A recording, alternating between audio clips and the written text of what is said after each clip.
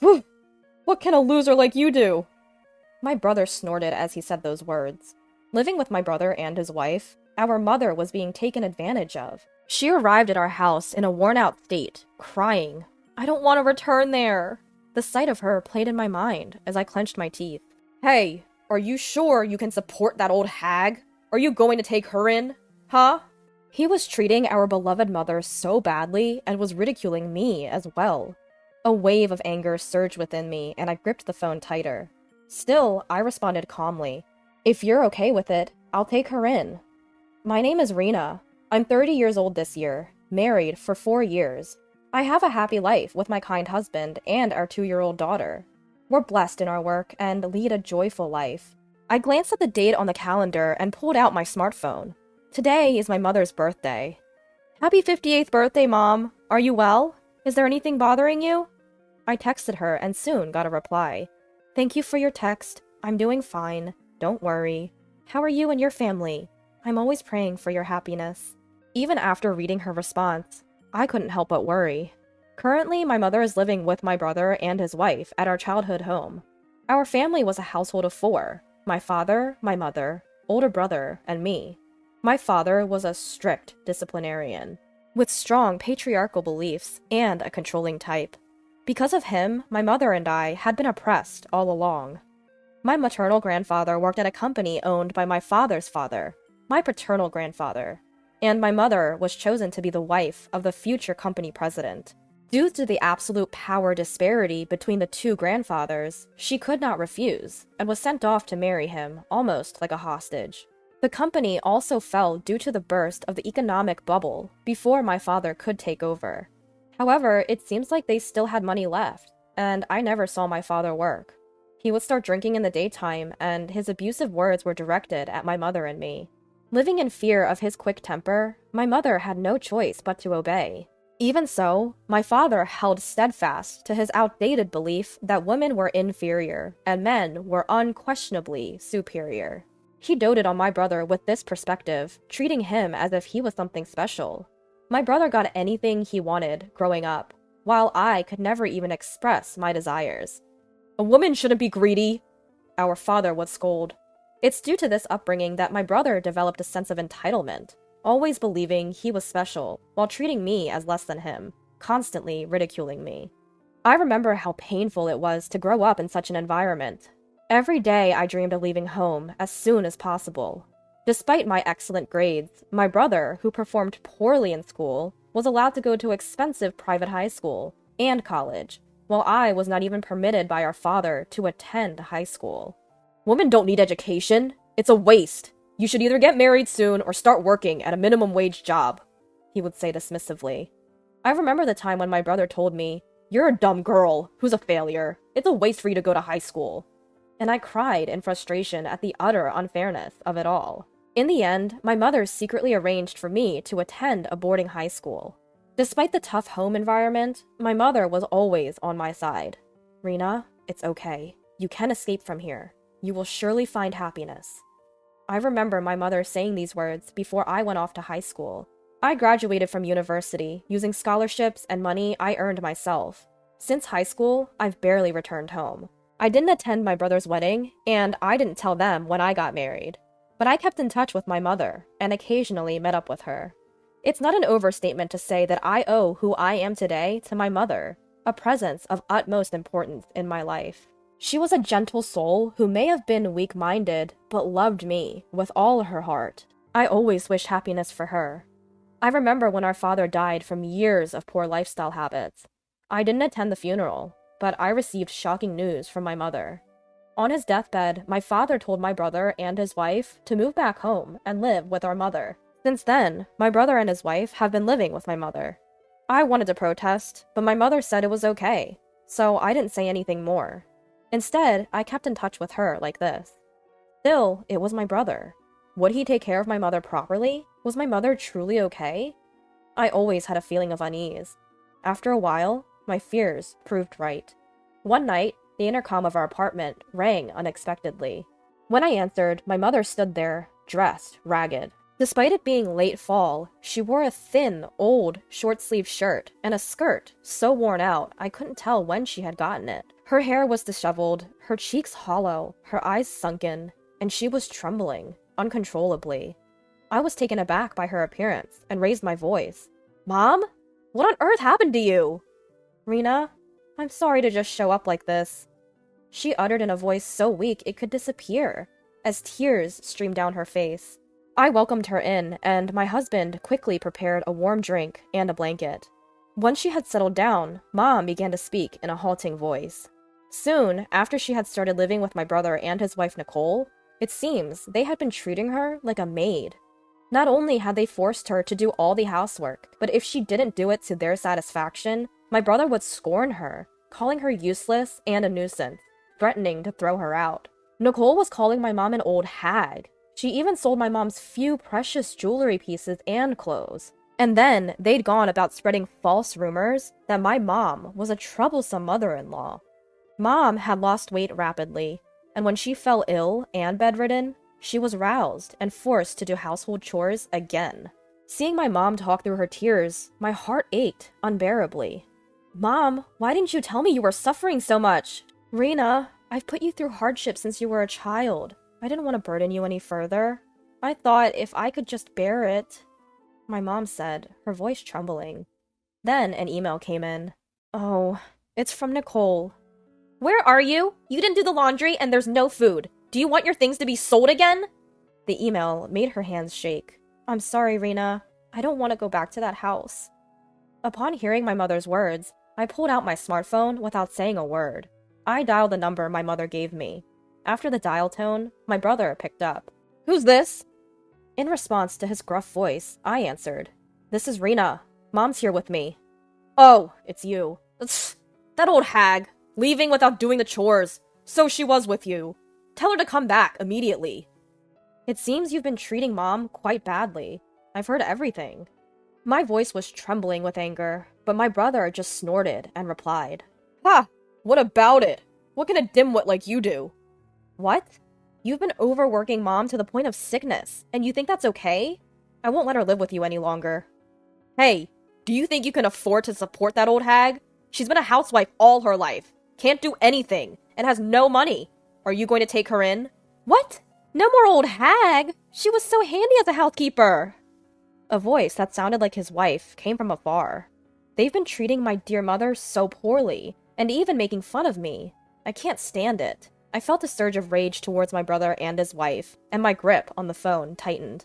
Still, I said calmly, "If you say so, brother, then I will take Mom in." "Huh? Well, if you're going to take her, that's fine. It'll clear out some space in the house, and I'll be relieved." "Understood. Mom will be living with me, so don't contact us anymore." I hung up the phone. "Rena, I'll take good care of your mother too," my husband said, taking my hand. Our daughter cheerfully climbed onto my mother's lap, calling her grandma, and my mother hugged her and cried. Half a year later, our doorbell was rung repeatedly. When I looked out, my angry brother was there. Next to him was a grumpy woman with a flamboyant outfit, probably his wife, Nicole. "What do you want? How did you find out where we live?" "We looked it up. Just open up. There's something we want to ask you." My husband and mother were by my side. I had my husband take our daughter into another room, while my mother and I handled it. The first thing my brother said when he walked in was, "What's this about our house being sold?" "Oh, you got the message? Yes, my company bought your house." I responded calmly.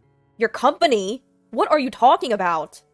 "Exactly what I said. I'm the head of a well-known real estate company around here, so it's my company. By the way, doesn't the company you work for subcontract to us?" When my brother heard the name of my real estate company, his face changed color. "That's ridiculous! You, a dropout and a loser, working at that real estate company, and you're the head? That's impossible. If you're suspicious, why don't you make a phone call or something to verify? But please, don't cause any inconvenience to the company." I showed him my business card. As soon as he saw the card, my brother fell silent. His face flushed red. Indeed, after graduating from university, I had worked hard and been hired by a major real estate company. Later, I was headhunted as an executive for a newly established company, Company A. For your information, I met my husband at work, and we got married.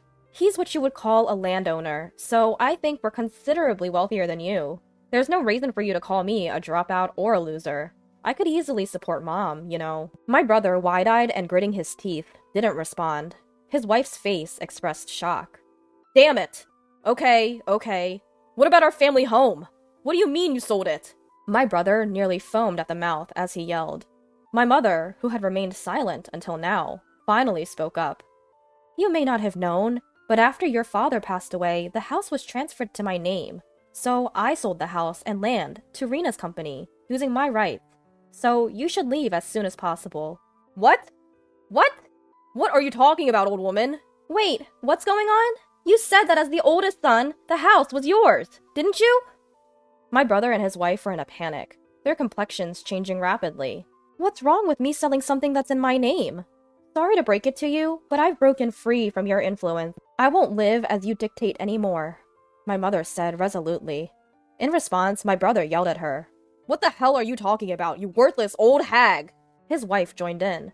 That's right! You've never worked a day in your life, just being supported by others. What are you talking about? Mom works hard. She's the manager of an apartment building that my husband and I own. She's very friendly, always keeps the place clean, and is loved by the residents. And she gets paid for it, too. I replied firmly. Upon hearing this, my brother, who had been standing until then, fell silent and slumped into a chair. Next to him, Nicole whispered something in his ear. Knowing my prideful brother, he must have been crushed by the unexpected defeat at the hands of his sister and the rejection from his mother. If there's nothing else, you can leave now. I don't want to be involved with you. At my words, my brother lifted his head. His face, previously filled with rage, now showed a fawning, grinning expression. All right. But listen, you're rich now, right? Then give me some money. I recently lost my job, you see. I'm having money troubles. What? I was shocked at his audacity. Hey, Mom could give money to me too. You've got money from selling the house, right? Just think of it as helping out your adorable son, and give me some cash. Then I'll leave. Just as I was about to respond, my mother raised her voice. Enough already! Have some shame! I was taken aback to see my refined, gentle mother raising her voice like that for the first time. My brother and his wife looked stunned as well. I apologize for raising you to prey on your sister like a shameless creature, but there are things you should and shouldn't do. Don't disturb us anymore, and go home. Hearing this, my brother started to tremble again. Shut up and listen, old hag. You're telling me what's what. Be prepared. I'll squeeze every dime of your inheritance from you. Nicole added, Yes, give us the money already. To these two, my mother coldly retorted, That's if there's anything left. From now on, I plan to spend all the money from the sale of the house for myself and Rena and her family. I have no intention of leaving a single penny for you two. What the hell, you old crone? I'm cutting ties with both of you. From now on, please stay away from me and Rena. Leave that house immediately. Seeing my mother like this, I was so proud of her, a desire to applaud, and I was genuinely happy. My mother, who had been oppressed and obedient to everything, was finally freed from the curse of that house. Do you understand now? Please go home, I said, rubbing my mother's trembling back. Damn! No, we won't leave. We won't leave here until we get the money, at least. Yes, we'll squat in that house. My brother and his wife were still glaring at us. Then a low, calm voice echoed in the room. What do you mean, you won't leave? Standing there was my husband. My husband, with his gentle voice, spoke to my mother. Mother-in-law, I'm sorry. Could you please watch our daughter? You did great. Don't worry about the rest. Everything will be fine. Hearing my husband's words, my mother said, Thank you, and got up from her chair. Looking at my husband, my brother and his wife turned pale, and their eyes widened in surprise. What? Who are you? Nice to meet you. I am Rena's husband. By the way, what were you saying to my wife and mother-in-law earlier? My husband replied, with a straight face. My brother and his wife suddenly turned docile. That's to be expected. My husband stands at a tall 6'3", has a solid build, and a strong, imposing face.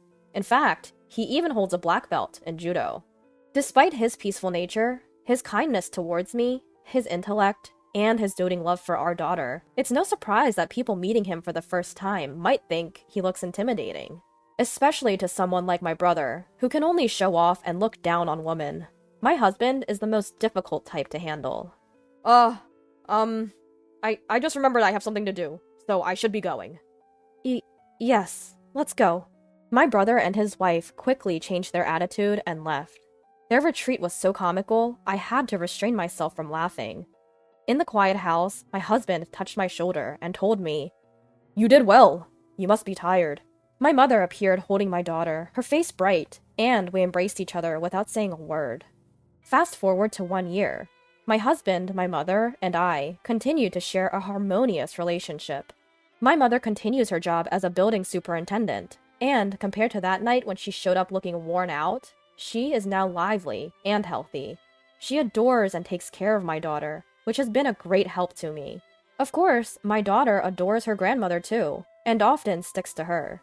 Watching them brings feelings of happiness to both my husband and me. As for my brother, he, believe it or not, divorced shortly after that incident. He lost his house and his money, and after showing my husband his pathetic state, Nicole quickly left him.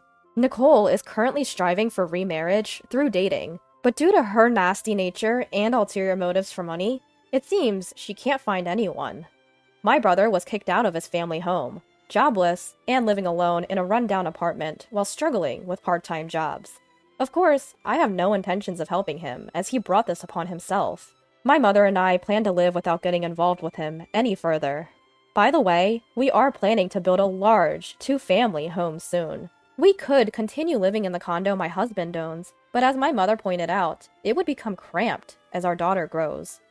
"Let me use all the money from selling the house," she said, to which we gratefully accepted, despite chuckling at her enthusiasm. We are looking forward to living happily together in our new home.